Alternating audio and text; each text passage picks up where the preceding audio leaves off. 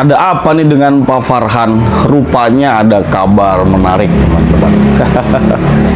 Ini Pak Farhan lagi-lagi kembali ramai menjadi bahan perbincangan, dan tentu ini berkaitan sama sekali dengan Kang Deddy Mulyadi. Kenapa? Karena Bandung statusnya memang menjadi pusat di Jawa Barat atau ibu kota provinsi Jawa Barat, dan beliau menjabat sebagai wali kota Kota Bandung. Tidak berlama-lama, saya langsung tampilkan saja beberapa hal menarik tentang Kota Bandung yang bisa saya tampilkan di sini, dan teman-teman bisa interpretasi secara sendiri-sendiri. Silakan. Mang Farhan setelah ditegur keras oleh Kang Deddy Mulyadi bahwa 1.500 penyapu di Bandung tidak becus sambil nada kesal, kini Mang Farhan mengancam petugas sapu yang ada di Bandung, mengancam dipecat nih kawan-kawan. Nah, ini permasalahannya Mang Farhan, kenapa penyapu yang ada di Bandung itu tidak becus? Apakah karena gajiannya tidak sepadan atau bagaimana nih? Nanti kita bahas bersama-sama ya. Kemudian ada berita lagi dari wakilnya, wakil wali kota Bandung, mantan wakil wali kota Bandung berstatus tersangka korupsi. Erwin, mantan wali kota Bandung, masih terima tunjangan rumah hingga mobil dinas. Enak banget, mantan wakilnya Mang Farhan ini telah ditetapkan korupsi tapi masih menerima tunjangan rumah hingga mobil dinas, kawan-kawan. Hidup enak di penjara tetapi pemasukan masih ada melalui tunjangan. Nah, nanti kita bahas bersama-sama ya. Sebelum itu, coba mari kita saksikan bersama-sama bagaimana tanggapan Kang Deddy Mulyadi yang mengatakan bahwa 1.500 petugas sapu yang ada di Bandung itu tidak becus ya kawan-kawan. Nah, ini kelanjutan video sebelumnya ya. Mungkin ada orang yang belum menonton, maka saya tampilkan lagi. Penyapunya ada 1.500, tetapi menurut saya tidak berfungsi dengan baik. Hari ini mau saya ajak ketemu untuk dipetakan yang 1.500 itu dalam hitungan saya itu bisa satu orang hanya 300 meter daerah garapannya. Jadi saya lihat yang dari 1.500 itu mungkin hanya nana tangan aja, tapi kerjanya enggak. Coba 1.500 kalau disebarin Kota Bandung kan kelihatan. Kan sekarang nggak kelihatan. Nah, Provinsi Jabar kan sekarang sudah menyebarkan tuh. Yang di jalan provinsi itu kan sudah ada tuh yang bawa pacul, bawa ini sudah mulai bersih. Bapak sih lihat deh, dari arah Lembang sampai Setiabudi sekarang sudah bersih. Nah, ketika berhenti aja jalan provinsinya, sekarang ini ada 100 lagi tambahan tenaga kebersihan Provinsi Jawa Barat yang akan ditempatkan di Kota Bandung. Jadi jalan-jalan provinsi dan sebagian jalan Kota Bandung untuk nanti dikelola oleh provinsi, tenaga kebersihannya oleh provinsi. Jadi nanti insya Allah lah Bandung dalam sebulan ini pasti bersih. Nah, setelah ditegur oleh Kang Deddy Mulyadi tidak ada yang becus, akhirnya Mang Farhan menerimalah teguran tersebut, dan akhirnya Kang Deddy Mulyadi mengirim petugas baru untuk Mang Farhan di Bandung, kawan-kawan, agar ada petugas sapu yang becus. Kita mesti tahu dulu kenapa penumpukan sampah terjadi lagi. Karena satu, memang ada pengurangan kuota. Kedua, antrian yang makin panjang karena yang membuang ke Sarimukti tidak hanya Kota Bandung. Dan ketiga, memang sekarang saya mencurigai timbulan sampah baru di Kota Bandung meningkat 20%. Jadi yang catatan resmi 1.500 ton per hari sekarang kayaknya sudah mencapai ke angka 1.800 ton per hari. Oleh sebab itu, menyikapi rencana pemerintah pusat untuk menutup semua TPA open dumping pada Desember 2026, hari ini saya akan memulai rapat roadmap menuju penutupan TPA bersama dengan Menteri Lingkungan Hidup. Ini lagi bareng nih Yang. Ada. Sekarang kegiatannya mau apa? Beresin bangun. Oh, beresin bangunan nih, yang lagi berlatih menjadi teknisi bangunan, membuat ruangan kamar yang isinya lukisan di atas bata, betul nggak? Betul. Lihat sini atuh. Dan kami sampaikan bahwa dalam upaya mendukung kebersihan di Kota Bandung, pemerintah Provinsi Jawa Barat terhitung sudah 3 hari ini sebenarnya mendistribusikan 130 tukang sapu baru untuk melakukan kebersihan secara rutin dalam setiap hari di seluruh wilayah jalan Provinsi Jawa Barat yang berada di Kota Bandung. Dan mereka bertugas satu orang rata-rata membersihkan sepanjang 300 meter kanan kiri. Ini adalah upaya untuk membantu mendukung Wali Kota Bandung agar tercipta Bandung yang nyaman, aman, bersih, dan asri untuk kepentingan kita semua.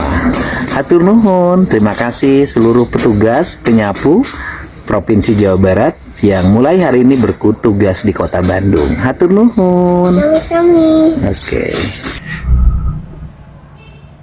Setelah itu saya mendapatkan berita baru bahwa Mang Farhan ini mengancam petugas sapu Bandung, mengancam akan dipecat jika kinerjanya emblek. Oh, di sini ya. Nah, saya bacakan di sini. Wakil Wali Kota Bandung Muhammad Farhan mengancam akan memecat petugas penyapu jalan jika kinerjanya tidak optimal. Ancaman ini muncul setelah kinerja penyapu jalan dinilai belum efektif meski jumlahnya mencapai sekitar 1.500. Kritik awal datang dari Gubernur Jawa Barat Deddy Mulyadi yang menilai kondisi kota belum menunjukkan perubahan signifikan. Masalah yang ditemukan, banyak petugas tidak disiplin seperti sering datang terlambat saat bertugas, target kebersihan tidak tercapai, harusnya pagi sudah bersih tapi masih kotor, sistem pengawasan masih manual belum digital sehingga kontrol lemah, sanksi dan kebijakan. Petugas yang terlambat 3 kali akan langsung diberhentikan atau dipecat oleh Mang Farhan. Akan ada sanksi tegas untuk pelanggaran disiplin. Langkah perbaikan, Mang Farhan, Pemkot sebagai Wali Kota Bandung, Pemkot akan melibatkan camat dan lurah ikut turun menyapu untuk evaluasi lapangan, menambah titik pembersih dari 46 jadi 181 titik, bekerja sama dengan Pemprov untuk tambahan pasukan sapu jalan, menerapkan sistem pengawasan digital ke depannya. Nah, itu berita ancaman Mang Farhan terhadap petugas sapu setelah ditegur keras oleh Kang Deddy Mulyadi bahwa 1.500 penyapu yang ada di Bandung tidak becus. Kemudian setelah itu Kang Deddy Mulyadi mengirim petugas sapu baru yang dapat dipercaya ya kawan-kawan. Nah, sekarang kita lari ke berita mantan Wali Kota Bandung, mantan Wali Kotanya Mang Farhan, mantan Wakil Wali Kotanya Mang Farhan yaitu Erwin yang berstatus tersangka korupsi tapi masih menerima tunjangan rumah hingga mobil dinas. Nah, ini saya mendapatkan berita dari ayobandung.com. Wakil Wali Kota Bandung Erwin dipastikan masih mendapatkan berbagai fasilitas meski sudah berstatus sebagai tersangka kasus dugaan korupsi. Dia masih mendapatkan tunjangan mobil dinas dan menempati rumah dinas. Enak banget ya.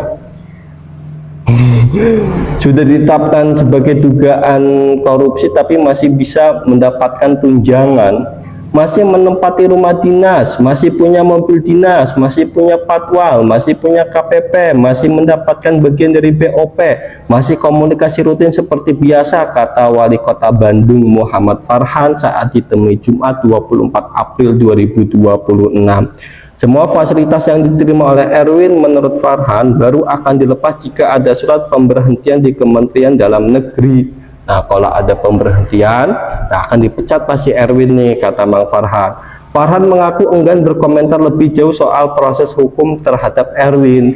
Dia hanya mengharapkan agar segera ada kepastian hukum atas kasus yang menjerat Erwin. Saya bukan ahli hukum, saya juga bukan pengacara, tapi saya sangat mengharapkan agar proses tersebut bisa memberikan kepastian hukum. Itu saja, kata Mang Farhan.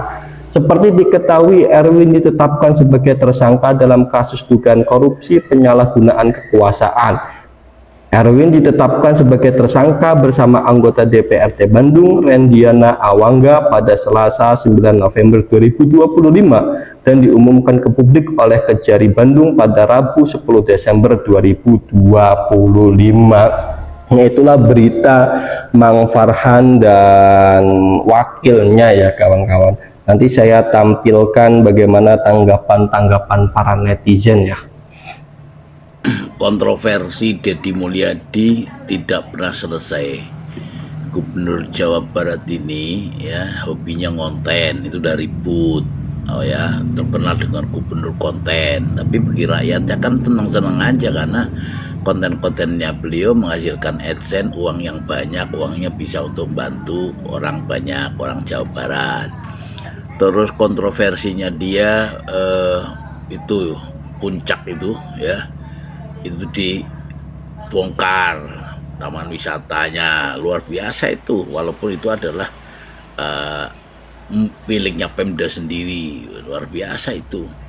Belum kali ya, kali yang mampet-mampet, kali bantaran kali rumah-rumah liar bongkarin di pinggir jalan ya, terus dibongkarin pedagang-pedagang, wis apalagi sampah-sampah, wih luar biasa ini orang manusia satu ini ya. Tapi yang dari sekian banyak yang luar biasa, yang sangat saya lihat berbeda itu adalah keberaniannya untuk tampil dengan kultur Sunda. Jadi ideologinya Deddy Mulyadi nih, Gubernur Jawa Barat 1 ini ya memang lain. Jadi cinta tanah air, cinta budaya Sunda, cinta Jawa Baratnya, saya kira melebihi yang lain, gubernur yang lain. Karena Pak, saya lihat gubernur yang lain tuh pakainya aturan-aturan formal. Ya, semua aturan formal, semua jaim, kayak apa ya, jaga image, nggak berani langsung terjun bawah mutusin, mesti dibawa ke rapat. Kalau gubernur-gubernur lain kan, pejabat-pejabat lain kalau mutusin suatu perkara mesti bawa ke ruang sidang, kong kali kong di balik ruang rapat ya, baik itu dengan DPR, dengan para politisi lokalnya atau para pejabat-pejabatnya. Deddy Mulyadi itu yang luar biasa ya, keputusan diambil saat itu pula pada saat dia jalan ya. Dia jalan kok menemuin masalah, lihat putusin langsung saat itu, panggil, telepon pejabatnya, wali kotanya telepon, lalu ada masalah dengan wali kota, kalau dengan kepala dinas telepon kepala dinasnya. Wes, orang ini luar biasa, jadi geraknya cepat, itu yang susah diikuti orang lain. Karena pejabat-pejabat lain tadi itu jaga image, terus kesannya nunggu formal semua ya, karena selalu berpikirnya anggaran, proyek gitu. Yang lain kan begitu modelnya. Sementara Deddy Mulyadi itu nggak pandang bulu, yang penting dia berbuat baik, menolong orang apapun saat itu, dengan jabatannya dia pakai kekuasaannya untuk menolong rakyat. Itu yang luar biasa, dan itulah kelebihan Deddy Mulyadi dibanding dengan yang lain-lain ya. Itu yang saya lihat loh ya, dari sekian banyak video yang saya tonton. Menurut Anda gimana, coba sama nggak dengan saya? Terkait dengan akan adanya rencana penyatuan Gazebo dengan Gedung Sate, menurut keyakinan saya ini adalah langkah yang tepat. Kawasan Gedung Sate ini saat ini terasa terpotong oleh Jalan Diponegoro yang ramai, sehingga menyatukan dengan Gazebo ini akan menciptakan Grand City Plaza yang layak untuk ikon Jawa Barat. Karena konsep ini mengembalikan fungsi sosial ruang publik yang selama ini hilang, sekaligus memberikan panggung yang pantas bagi salah satu bangunan yang bersejarah paling megah di Indonesia. Namun dari sisi yang lain, sisi lalu lintas, ini adalah inti dari keberhasilan atau kegagalan proyek. Karena mengalihkan Jalan Diponegoro ke jalur melingkar di sekitar Gazebo itu terdengar cerdas di atas kertas, tetapi potensi kemacetan baru itu akan terlihat di persimpangan. Nah, jika Pemprov Jawa Barat bisa membuktikan bahwa rekayasa lalu lintas ini berhasil, drainasenya baik, dan parkirnya terkelola dengan baik, maka proyek ini akan menjadi landmark baru kebanggaan Indonesia. Namun jika gagal, alih-alih menjadi halaman yang megah, kawasan tersebut hanya akan menjadi plaza panas tanpa pohon yang macet di pagi dan sore hari. Bener-bener baraya bisa Jawa Barat tuh salam dunia tuh bener-bener ayeuna mah gedung sate di era zaman Pak Deddy Mulyadi Gubernur Jawa Barat Bapak aing bener-bener ada perubahan pergerakan perombakan dalam sistem pokoknya mah sistem gedung sate tingalikeun ayeuna gedung sate baraya geus aya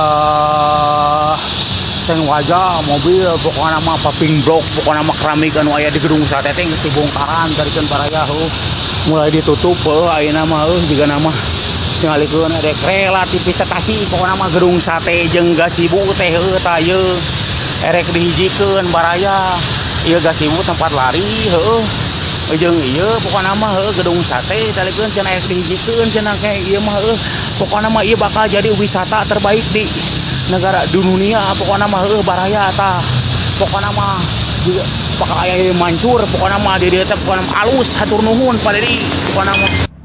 Bagaimana tanggapan kawan-kawan? Jangan lupa tulis ke kolom komentar. Saya Taufik Ahsan, kurang lebihnya mohon maaf, pamit mundurkan diri dan terima kasih. Wassalamualaikum warahmatullahi wabarakatuh. Itu dia teman-teman, hal-hal yang berkaitan dengan kabar yang bisa saya himpun, kabar yang kemudian saya bisa berikan kepada teman-teman mengenai Bapak Farhan.